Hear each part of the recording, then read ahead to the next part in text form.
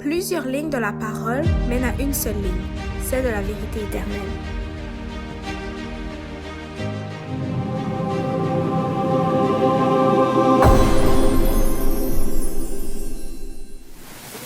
Frères et sœurs, amis, salut. Nous voici de retour et pour notre deuxième sermon autour de ce thème, pardonne, maintenant pardonne mes péchés. Hier, nous avons vu ensemble 3 étapes du sanctuaire nous permettant de passer du péché à la translation. Ces différentes étapes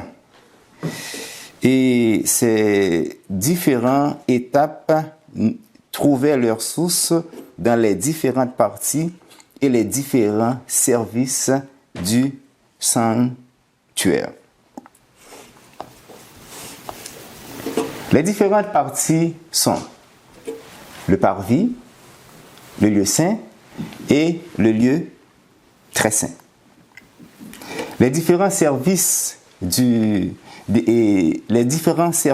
sont le service quotidien, le service circonstanciel et le service annuel. La première étape est en lien avec le parvis et le service quotidien. Elle concerne la justification.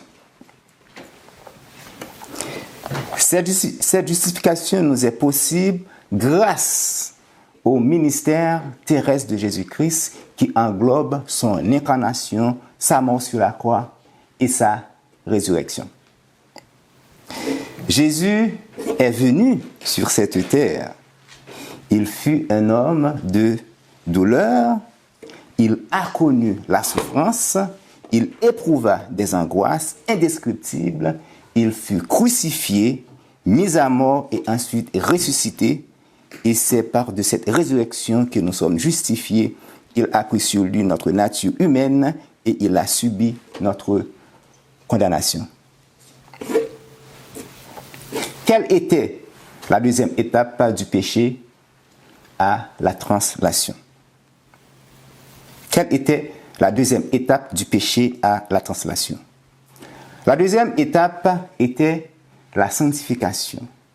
Elle est liée avec les services de circonstance. Elle a commencé lors de la montée de Jésus-Christ au ciel. Il s'agit de son ministère céleste dans le premier compartiment du sanctuaire, l'endroit où se trouve le chandelier à 7 lampes, la table des pains de proposition, ensuite l'autel des parfums. Ces 3 éléments qui sont nécessaires pour chaque frère et sœur qui veut mener une vie sanctifiée. Et la dernière étape pour passer du péché à la translation est la purification ou encore l'expiation finale. Cette étape est liée avec le service annuel qui se faisait le 10e du 7e mois, le 10e jour du 7e mois selon le calendrier religieux du peuple hébreu. Le 22 octobre 1844, Jésus, notre souverain sacrificateur, est entré du lieu très saint afin de nous purifier de nos péchés. Sans cette étape qui est incomprise par le monde protestant, il est strictement impossible de se tenir debout devant le trône de Dieu et de l'agneau. C'était là un bref résumé de l'étude que nous avons eue de la doctrine du sanctuaire qui est le pilier central de la foi adventiste. Maintenant, prions.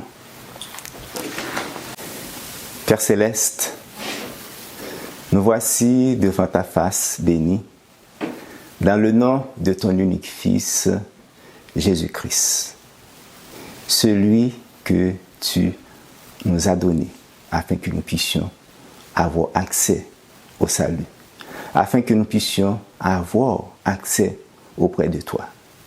Merci pour ton Fils, merci pour ce grand risque que tu as pris, Seigneur Dieu. Maintenant, nous nous apprêtons à prendre parole autour de ce thème. Maintenant, pardonne nos péchés. Alors, je te prie, Seigneur Dieu, de nous accorder ta puissance, de nous accorder ton esprit, afin que nous puissions partager ce que tu nous as inspiré avec nos frères et sœurs. Qu'il soit ainsi, au nom de ton Fils Jésus-Christ qui vit et qui règne au siècle des siècles. Amen.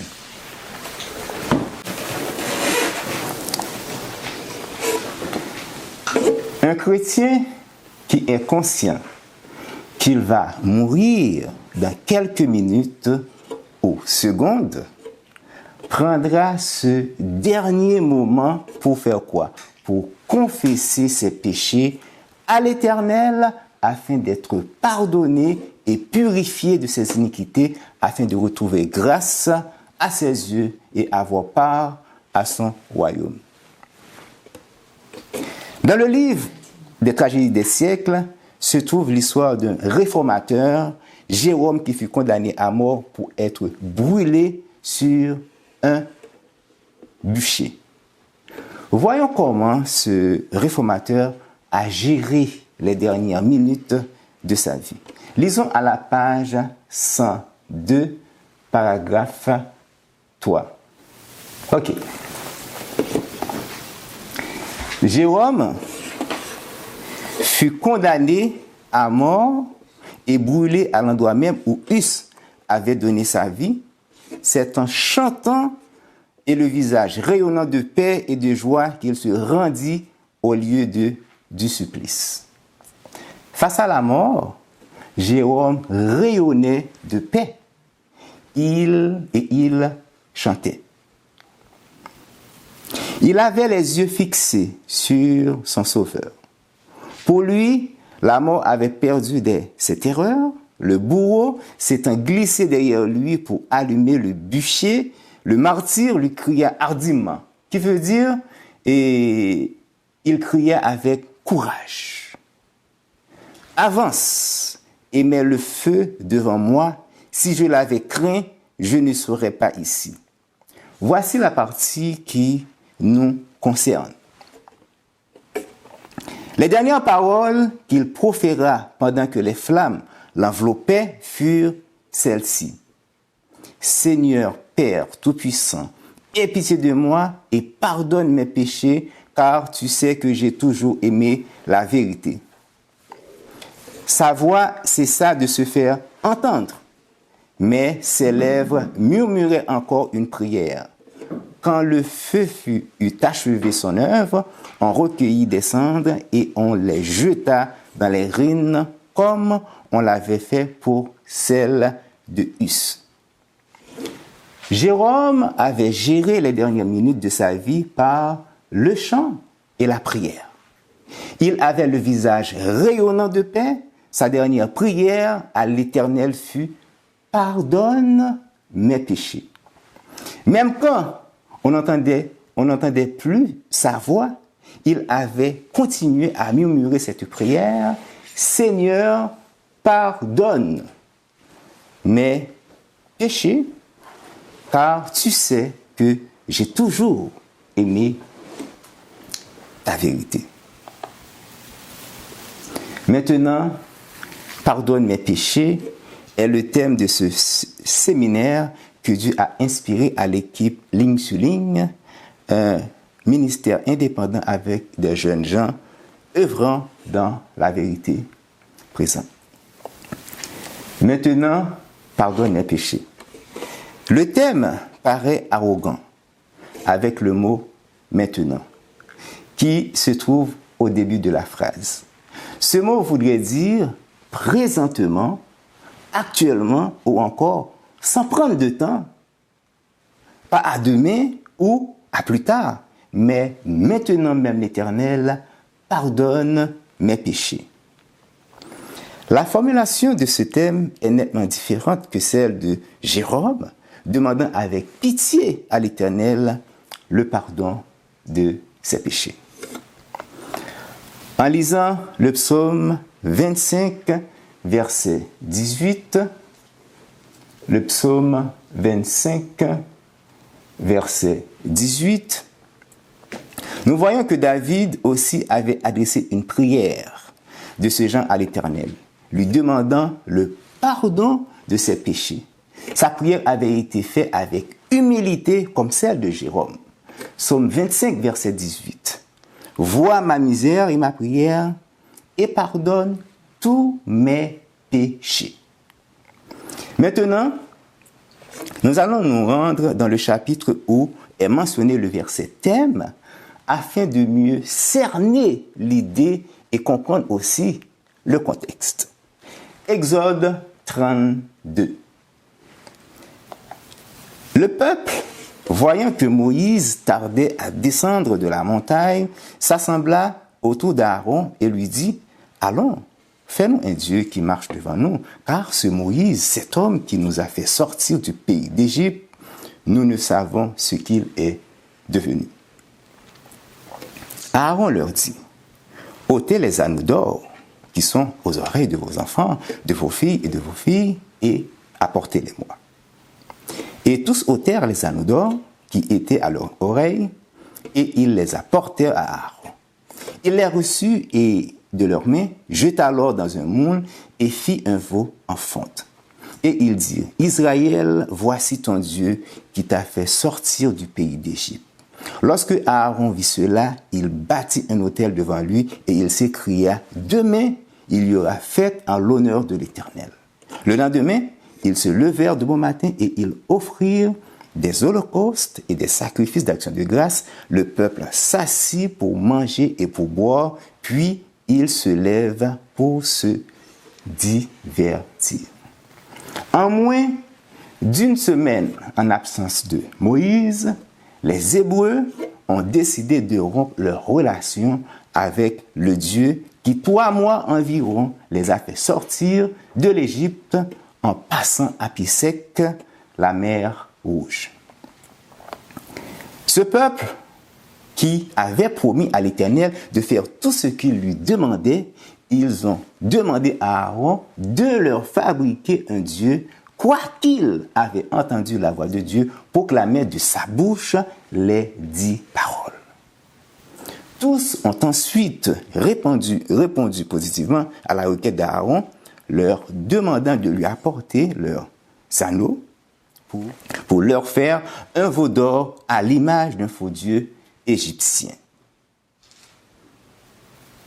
C'était pour eux un moment de fête. Et ils offrirent des holocaustes et des sacrifices d'action de grâce à ce Dieu en fonte, disant « Israël, voici ton Dieu qui t'a fait sortir du pays d'Égypte. » Nous vous invitons à lire un commentaire de sœur Ellen G. White à ce sujet qui se trouve à la page 290-292 du livre Patriarches et Prophètes. Quelques jours seulement s'étaient écoulés depuis que les Hébreux avaient conclu avec Dieu un pacte solennel par lequel il lui promettait foi et obéissance. Tout tremblant au pied de la montagne, ils avaient entendu cette parole, « Tu n'auras point d'autre Dieu devant ma face ». Et maintenant, alors que la gloire de Dieu couronnait encore le sommet de Sinaï, la congrégation reniait le Seigneur et rendait un culte à un faux Dieu. Ils firent un veau d'or au pied d'Horeb et ils se prosternèrent devant une image de métal. Ils échangèrent le Dieu qui était leur gloire contre l'image d'un bœuf qui broute l'herbe. Comment manifester plus d'ingratitude? Comment insulter plus outrageusement celui qui s'était révélé à eux comme un tendre père et un roi tout-puissant? Quelle fut la réaction de l'Éternel? Qu'a-t-il dit à Moïse? Lisons le verset 10 de Exode 32. Maintenant, laisse-moi. Ma colère va s'enflammer contre eux et je les consumerai, mais je ferai de toi une grande nation. C'est ce que Dieu déclara à Moïse. Les Hébreux ont mis Dieu en colère, il va réagir. Voyons la réaction de Moïse face à la décision de l'Éternel. Moïse implora son Dieu et dit: pourquoi, Éternel, ta colère s'enflammera-t-elle contre ton peuple que tu as fait sortir du pays d'Égypte par une grande puissance et une main forte? Au verset 30 à 32, Moïse dit au peuple: vous avez commis un grand péché. Je vais maintenant monter vers l'Éternel. J'obtiendrai peut-être le pardon de votre péché. Le péché des enfants d'Israël était grand aux yeux de l'Éternel, a déclaré Moïse. Cependant, il décida d'aller intercéder pour eux auprès de l'Éternel, espérant d'obtenir le pardon de ce grand péché. Au verset 31 se trouve la prière de Moïse. Au verset 31, Moïse retourna vers l'Éternel et dit: ah, ce peuple a commis un grand péché. Ils se sont fait un Dieu d'or. Pardonne maintenant leurs péchés. C'est ça le thème. Pardonne maintenant leurs péchés. Sinon, efface-moi de ton livre que tu as écrit. Moïse décida de prendre la défense des Hébreux. L'Éternel pardonne leur ce péché. Sinon, pas la peine que tu conserves mon nom dans ton saint livre. Le verset 33, l'Éternel dit à Moïse: c'est celui qui a péché contre moi que j'effacerai de mon livre, en parlant de livre de vie. Nous savons que l'Éternel et que l'Israël moderne a agi de la même façon que l'Israël ancien. Nous l'avons vu avec frère Michael et frère Olivier.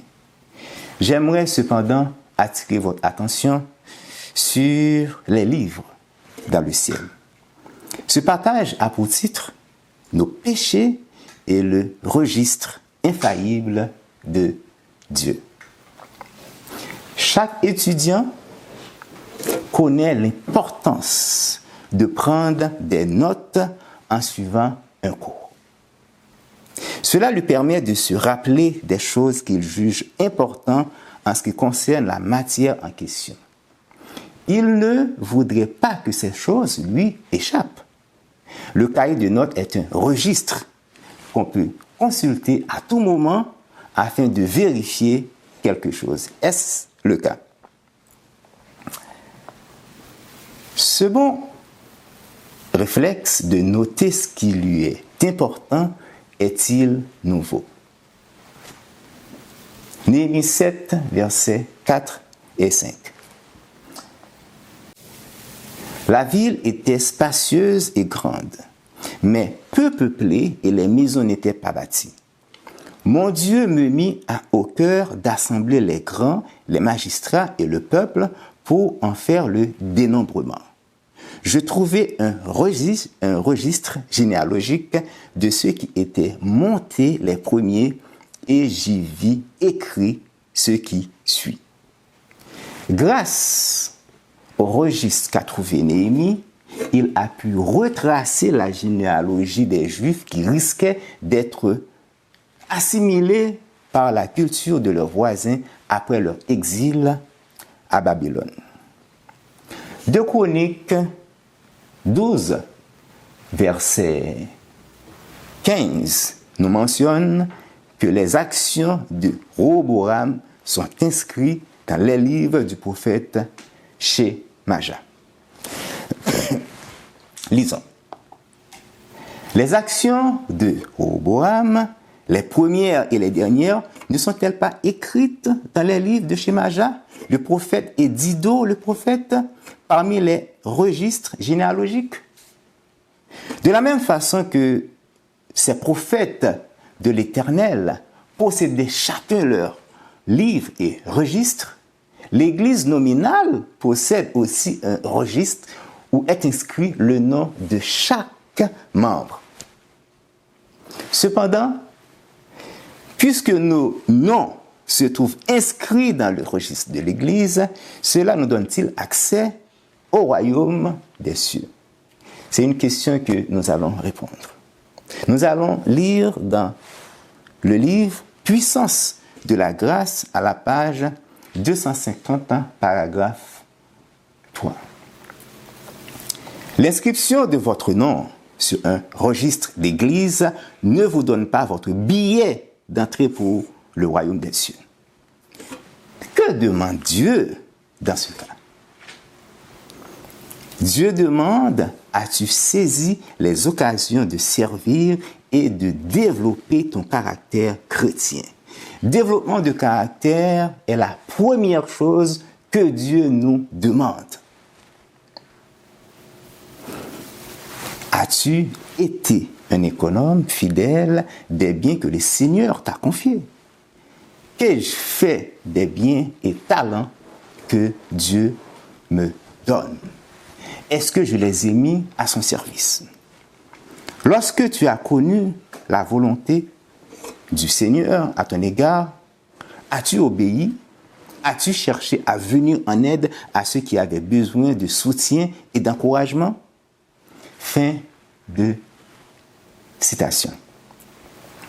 Donc, avoir son nom en tête de liste dans le registre de son église n'est pas là un billet d'entrée pour le royaume des cieux. Dieu exige le changement de notre caractère, la seule chose que nous amènerons au ciel avec nous. Sommes-nous de bons économes? Sommes-nous fidèles? Sommes-nous obéissants aux principes divins? Avons-nous cherché à venir en aide à ceux qui avaient besoin de soutien et d'encouragement? Nous pouvons être de bons chrétiens aux yeux des hommes, tout en ayant un registre souillé dans le ciel. La servante du Seigneur a dit ceci dans le livre « Instructions pour un service chrétien » à la page 56, paragraphe 2. Beaucoup n'ont de la piété que la forme. Leurs noms sont inscrits sur les registres de l'Église, mais ils ont un registre souillé dans le ciel. L'ange a soigneusement enregistré leur action. Tout acte égoïste, toute parole inexacte, tout devoir non accompli et tout péché secret, ainsi que toute dissimulation, quelque habile qu'elle soit, est fidèlement enregistrée dans le livre du souvenir dont s'occupe un ange spécialement désigné à cet effet. Nous avons notre propre registre. Les prophètes de l'Éternel avaient leur propre registre. Les églises nominales ont leur propre registre. L'Éternel aussi a son registre dans le ciel et le registre de l'Éternel est aussi infaillible que lui. Dans ce registre infaillible est noté tout acte égoïste, toute parole fausse, tout devoir non accompli, tout péché secret, ainsi que toute dissimulation, quelque habile qu'elle soit.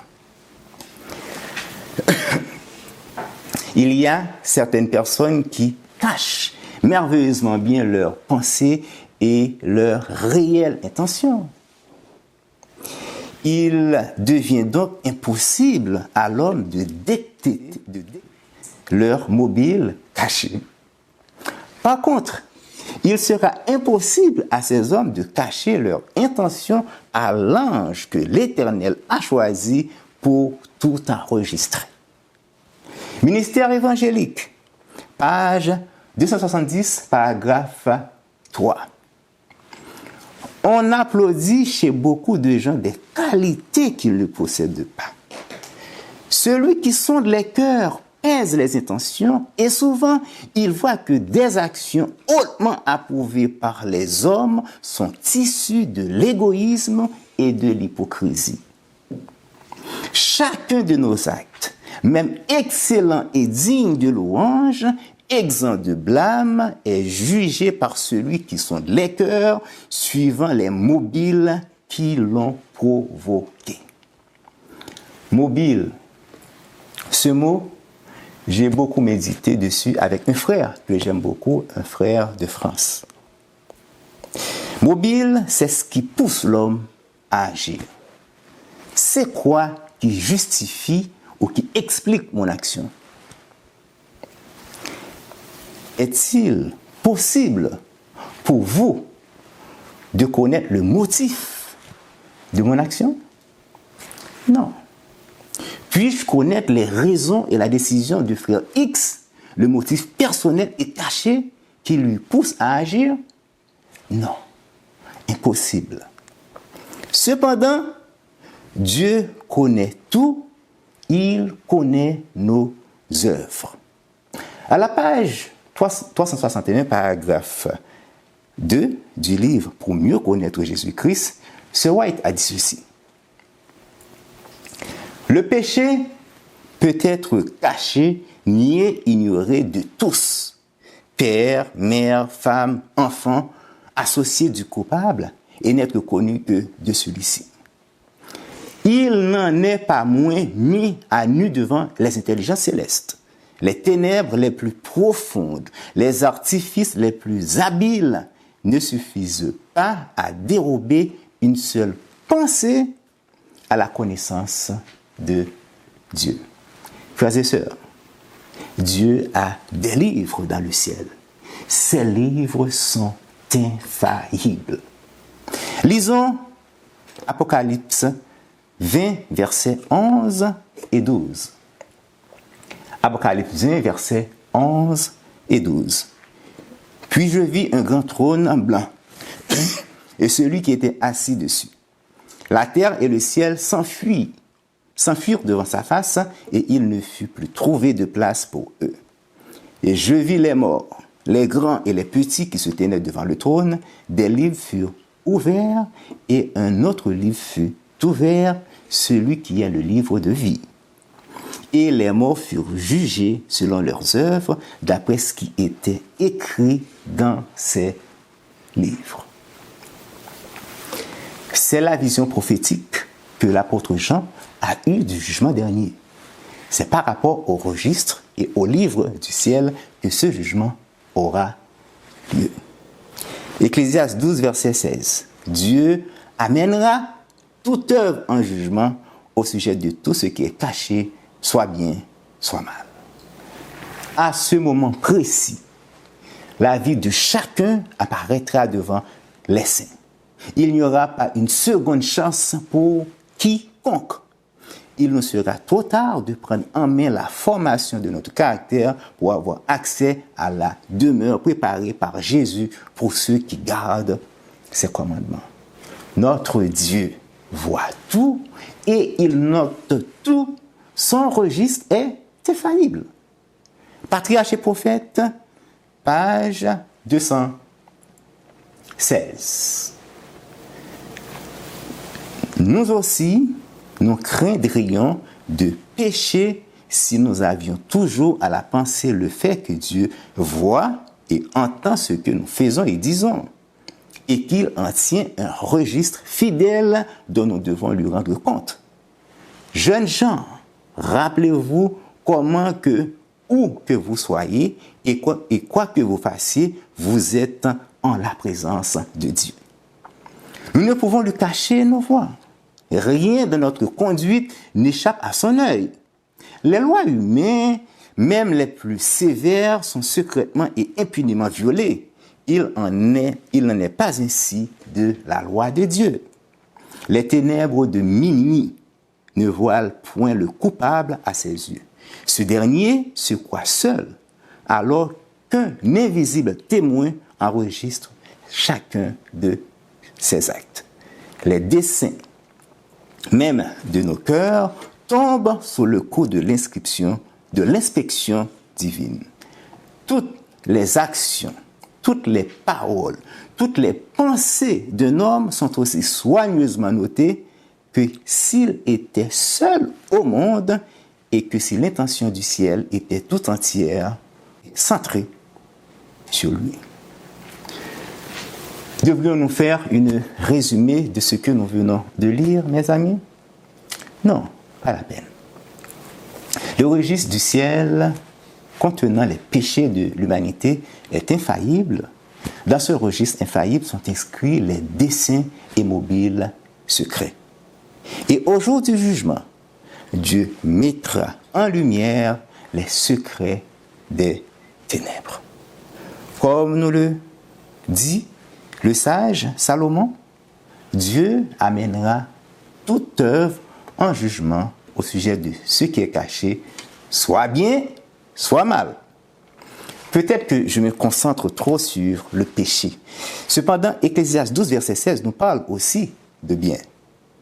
Dans ce registre du ciel qui ne sera jamais détruit, est noté chaque acte d'amour, chaque parole aimable, toute prière en faveur de ceux qui souffrent ou qui sont opprimés.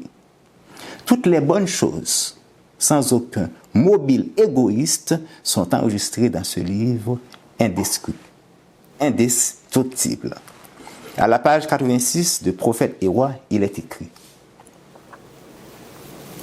il serait bon qu'ils se souviennent du livre du ciel où est enregistré de ce livre, où il n'y a ni omission, ni erreur, et par lequel nous serons jugés au dernier jour. Je m'excuse.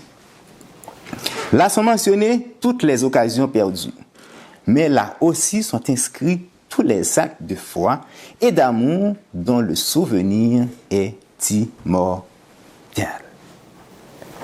Comme il est indiqué, le verset 12 de l'Apocalypse 20, il y a plusieurs livres.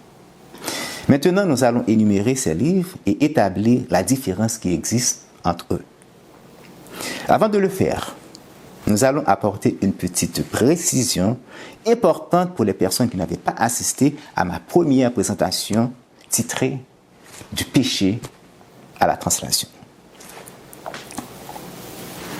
Toutes les dénominations religieuses, toutes les églises et les chrétiens en général savent que le sang de Christ libère le pécheur repentant de la condamnation de la loi. Il n'y a aucun doute là-dessus. Cependant, le sacrifice de Jésus à la croix n'efface pas le souvenir du péché dans le registre du ciel. Pourquoi ? Parce que le péché reste inscrit dans les registres du sanctuaire céleste jusqu'à l'expiation finale. Je reprends. Les différentes dénominations chrétiennes à travers la terre ont parfaitement raison d'enseigner que le sang du Christ libère le pécheur repentant de la condamnation de la loi. C'est une vérité absolue, mes frères et sœurs. Cependant, le sacrifice de Jésus sur la croix n'efface pas nos péchés. Il reste inscrit dans les registres du sanctuaire céleste jusqu'à l'expiation finale. C'est après l'expiation finale que des noms resteront inscrits et d'autres rejetés de façon définitive. Cependant, c'est quoi concrètement l'œuvre de l'expiation finale? Voici une citation tirée à la page 381 de la tragédie des siècles qui explique le service typique des Lévites et l'antitype qui se fait au ciel par Jésus-Christ, notre souverain sacrificateur. Dans le système mosaïque qui était une ombre, un symbole du sacrifice et du sacerdoce de Jésus-Christ, qui est le type, la purification du sanctuaire était la dernière cérémonie accomplie par le souverain sacrificateur dans la série des services annuels. C'était l'œuvre finale de l'expiation, qui veut dire l'enlèvement des péchés d'Israël. Elle préfigurait le dernier acte du ministère de notre souverain sacrificateur dans les cieux, alors qu'il enlèvera ou effacera les péchés de son peuple enregistrés dans les livres du ciel.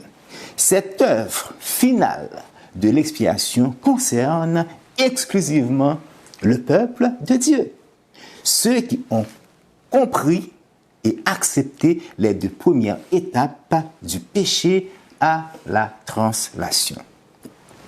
Ce service qui concerne l'instruction d'un jugement précède immédiatement la venue du Christ sur les nuées du ciel, en puissance et en gloire. À ce moment, en effet, tous les cas auront fait l'objet d'une décision. Jésus dit, « Ma rétribution est avec moi pour rendre à chacun selon ce qu'est son œuvre. » Apocalypse 22, verset 12. Cette instruction du jugement précédant immédiatement le retour du Christ est appelée la purification du sanctuaire. Daniel 8, verset 14. Elle est annoncée dans le premier message d'Apocalypse 14. Craignez Dieu et donnez-lui gloire, car l'heure de son jugement est venue. Nous pouvons surnommer cette citation point barre, aller à la ligne. Elle est claire, efficace et elle résume parfaitement l'expiation finale et fait un trait d'union entre le sujet précédent et celui-ci. Quels sont les différents livres qui existent dans le ciel? Il y a d'abord le livre de vie, le livre de souvenirs, le livre de la loi et le livre des morts. C'est du premier livre que Moïse parlait quand il avait dit à Dieu, « Pardonne maintenant leurs péchés, sinon efface mon nom de ton livre que tu as écrit. » Luc nous raconte l'histoire des 70 hommes qui revinrent avec joie, disant à Jésus, « Seigneur, les démons même nous ont soumis en ton nom. » Quelle fut la réponse de Jésus? Lisons les versets 18 à 20 de Luc 10. Donc, Jésus leur dit, « Je voyais Satan tomber du ciel comme un éclair. Voici, je vous ai donné le pouvoir de marcher sur les serpents et les scorpions et sur toute la puissance de l'ennemi, et rien ne pourra vous nuire. » En lisant ce verset, et je me rappelle Pasteur Chanson, il cite tout le temps ce verset. Cependant, verset 20, ne vous réjouissez pas de ce que les esprits vous sont soumis, mais réjouissez-vous de ce que vos noms sont inscrits dans les cieux. Amen. Qu'est-ce qu'il y a dans ce livre? Que contient ce livre? Le livre de vie contient le nom de tous ceux qui se déclarent disciples du Christ. Si quelqu'un a un péché dont il ne s'est pas repenti et qui n'a pas reçu le pardon, son nom sera effacé du livre de vie. Dieu effacera de son livre le nom de tous les gens dont la conversion n'était pas sincère. L'esprit de prophétie nous apporte plus de détails au sujet de ce livre. Conseil aux éducateurs, aux parents et aux étudiants, page 402, paragraphe 2, 3. L'étudiant converti a brisé les chaînes qui l'attachaient au service du péché. Il est entré dans une relation juste avec Dieu. Son nom est inscrit dans le livre de vie de l'agneau. Amen. Le texte n'est pas terminé. Que doit faire le converti dont son nom est inscrit dans le livre de vie de l'agneau? Il a l'obligation solennelle de renoncer au mal et de se placer sous la juridiction du ciel. C'est pas fini. Il doit s'accrocher au Christ par des prières sincères. Négliger cette forme de dévotion, refuser cette façon de servir revient à devenir la cible des ruses de Satan. Vous qui écoutez maintenant, prenez au moins 1 heure par jour pour passer un moment de dévotion dans la prière et l'étude et réclamer à Dieu sa puissance, approchons-nous de Jésus-Christ. En cultivant son esprit, l'étudiant doit aussi cultiver la droiture et la loyauté envers Dieu. Je me demande s'il est possible d'être loyal à Dieu sans obéir à ses commandements. C'est une question. En cultivant son esprit, l'étudiant doit aussi cultiver la droiture et la loyauté envers Dieu afin de développer un caractère comme celui de Joseph. Il méprisera alors l'idée de céder à la tentation, craignant d'entacher sa pureté. Comme Daniel, il sera déterminé à rester ferme dans ses principes et à utiliser au mieux les facultés que Dieu lui a accordées. Frères et sœurs, même quand vos noms sont présentement inscrits dans le livre de vie, ils peuvent être effacés à la fin de l'expiation finale. Si nous n'avons pas une relation avec notre Dieu, et si nous ne renonçons pas au mal, si nous ne cultivons pas une vie de droiture et de loyauté envers notre Créateur, nous devons absolument, frères et sœurs, mener une vie sanctifiée. À la page 338, paragraphe 3 du livre « Avec Dieu chaque jour », tous ceux dont les noms seront trouvés inscrits au dernier jour dans le livre de vie de l'agneau auront à lutter vaillamment dans les combats de l'Éternel. Ils chercheront plus ardemment à discerner les tentations et à les rejeter quand le mal se présentera. Ils sentiront que le regard de Dieu est fixé sur eux et qu'une fidélité extrême leur est demandée.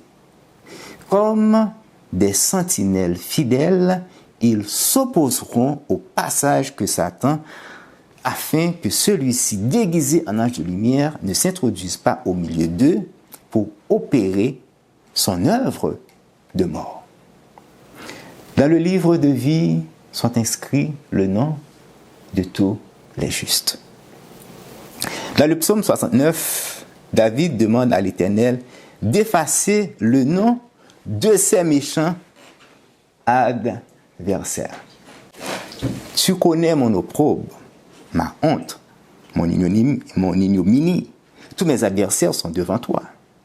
Qu'ils soient effacés du livre de vie et qu'ils ne soient point inscrits avec les justes.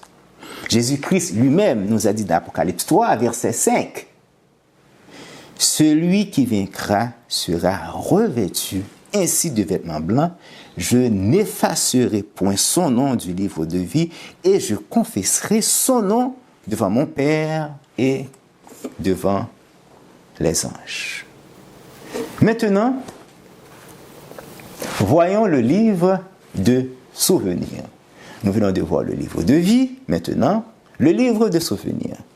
Que contient ce livre?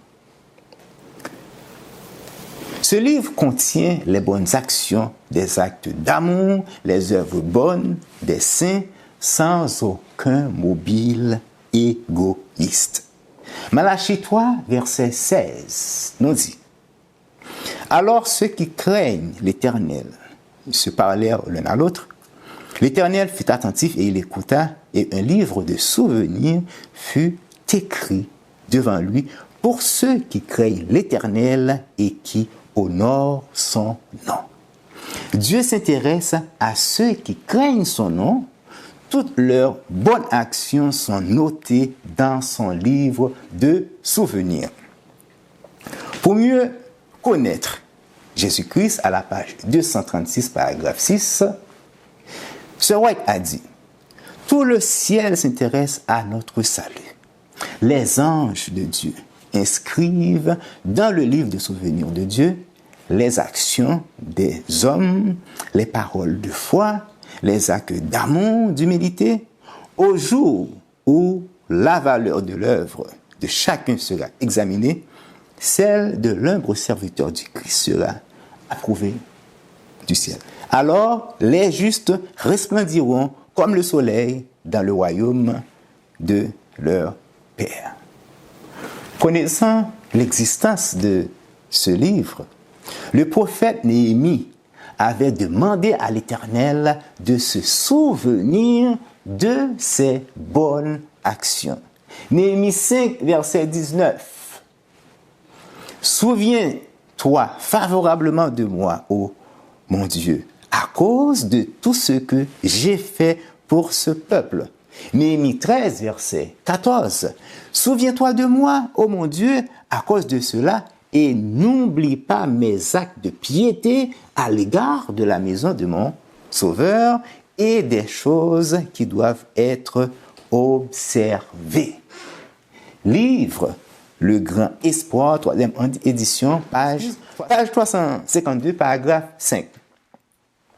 Dans un livre de souvenirs sont enregistrés devant Dieu les bonnes actions de ceux qui craignent le Seigneur et qui respectent son nom. Leurs paroles de foi, leurs œuvres d'amour sont enregistrées dans le ciel. Chaque acte de justice est immortalisé. Chaque tentation à laquelle nous avons résisté, chaque péché surmonté, chaque parole de miséricorde que nous avons prononcée s'y trouve fidèlement enregistrée. Chaque acte de sacrifice, chaque souffrance et chaque chagrin enduré dont le nom du Christ y est enregistré. La fonction du livre consiste essentiellement à faire quoi? À conserver le passé pour servir de témoin dans l'instruction du jugement. Les derniers livres sont, nous avons vu le livre de vie, le livre de souvenirs. Maintenant, nous allons voir les deux derniers livres. Le livre de la loi et le livre des morts. Les deux marchent ensemble. Ils sont en lien avec le jugement. Dans le livre des morts sont inscrits le nom des méchants et leurs œuvres, leur responsabilité, leur degré de culpabilité selon leurs pensées, leurs paroles et leurs actes. C'est avec le livre de la loi que Jésus et ses rachetés jugeront les méchants en comparant leur vie avec les préceptes de ces livres et se prononceront sur le cas de chacun d'eux. Tous ceux qui n'avaient pas accepté de se réconcilier avec Dieu dans le ministère terrestre et le ministère céleste de Jésus-Christ seront jugés selon leurs œuvres. Satan et ses anges seront aussi jugés en même temps. Ce jugement se fera pendant la période de 1000 ans que le peuple de Dieu passera au ciel. Les péchés de tous les méchants sont enregistrés avec une exactitude absolue. Et la lumière pénétrante de la loi de Dieu dévoilera chaque secret. L'histoire de la rédemption, page 492, paragraphe 2. Alors, je vis des trônes où étaient assis Jésus et les rachetés. Car ceux-ci allaient régner comme roi et sacrificateur. Le Christ uni à son peuple jugeait les méchants qui étaient morts, examinant leurs actes à la lumière du livre de la loi. Livre de la loi. La parole de Dieu est décidant chacun selon les œuvres qu'ils avaient accomplies était dans leur corps. Puis, ils fixèrent le temps que les méchants devaient souffrir d'après leurs œuvres. Tout cela était écrit en face de leur nom dans le livre de mort. Qui veut dire que ces deux livres marchent ensemble. Satan et ses anges furent aussi jugés par Jésus et les rachetés. Le châtiment de Satan devrait être beaucoup plus sévère que celui des hommes qui l'avaient séduit. Aucune comparaison ne pouvait être faite entre les souffrances et les leurs. Lorsque tous ceux qui a réussi à séduire auront été détruits, Satan devra leur survivre et souffrir beaucoup plus longtemps. Est-ce qu'il est possible? C'est une question vraiment, j'ai beaucoup réfléchi avant de l'intégrer dans cette étude. Est-ce qu'il est possible qu'on puisse se retrouver dans le lot des méchants, de Satan et de ses anges, et subir la seconde mort, nous qui sommes justifiés? Est-ce que ça peut arriver? Ézéchiel 18, verset 24 nous répond: si le juste se détourne de la justice et commet l'iniquité, s'il imite toutes les abominations du méchant, vivra-t-il? Vivra-t-il? Toute sa justice sera oubliée, effacée du livre de souvenirs, parce qu'il s'est livré à l'iniquité et au péché. À cause de cela, il mourra. Ça ne vous dérange pas que je reprenne ce verset? Si le juste se détourne de sa justice et commet l'iniquité, s'il imite toutes les abominations du méchant, vivra-t-il? Toute sa justice sera oubliée, effacée du livre des souvenirs, parce qu'il s'est livré à l'iniquité et au péché. À cause de cela, il mourra. Frères et sœurs, il ne nous reste pas beaucoup de temps. Dans pas longtemps, Jésus-Christ mettra fin à l'expiation finale. N'est-ce pas le moment de conserver notre relation avec notre Dieu, de renoncer au mal, de cultiver une vie de droiture et de loyauté envers notre Créateur? Je suis à 100% sûr que chacun de vous soit intéressé au livre de vie. Nous voulons tous que nos noms puissent rester gravés dans ce livre. Dieu aussi veut la même chose pour chacun de nous. C'est dans ce but qu'il nous a fait don de son unique Fils engendré. Le verset le plus connu dans la Bible. Car Dieu a tant aimé le monde qu'il a donné son Fils unique afin que quiconque croit en lui ne périsse point, mais qu'il ait la vie éternelle. Dieu, en effet, n'a pas envoyé son Fils dans le monde pour qu'il juge le monde, mais pour que le monde soit sauvé par lui. Celui qui croit en lui n'est point jugé, mais celui qui ne croit pas est déjà jugé parce qu'il n'a pas cru au nom du Fils de Dieu. Dans Ézéchiel 18, verset 21, l'Éternel a dit ceci: si le méchant revient de tous les péchés qu'il a commis, s'il observe toutes mes lois et pratique la droiture et la justice, il vivra, il ne mourra pas. Au verset 32, je ne désire pas la mort de celui qui meurt, dit le Seigneur, l'Éternel. Convertissez-vous donc et vivez.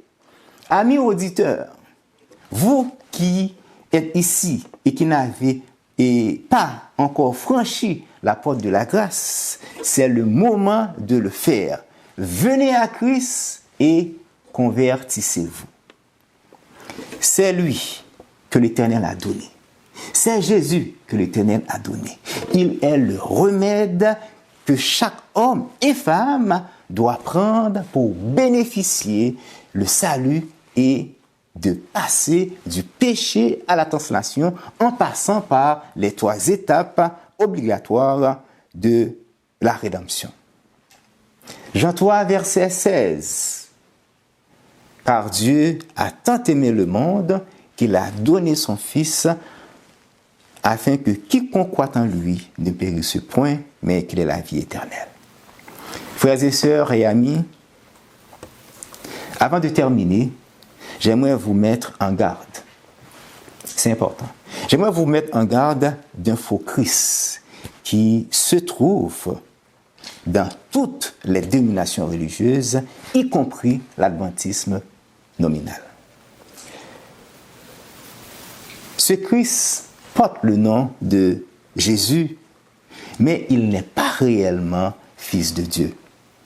Méfiez-vous de leur faux Christ. Restez loin de leur faux Fils de Dieu. Ce faux Fils se trouve dans la doctrine de la Trinité.